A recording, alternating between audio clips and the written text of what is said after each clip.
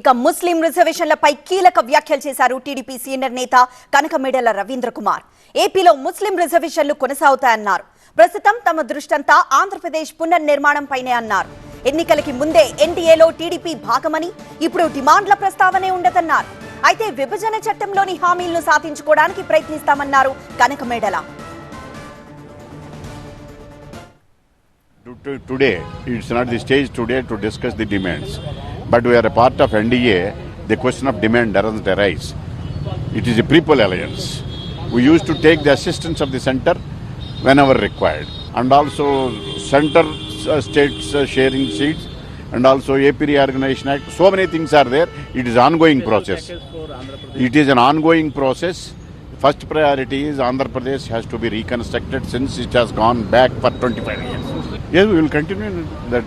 There is no problem at all. Whatever the promises made in our manifesto during our election, it will continue.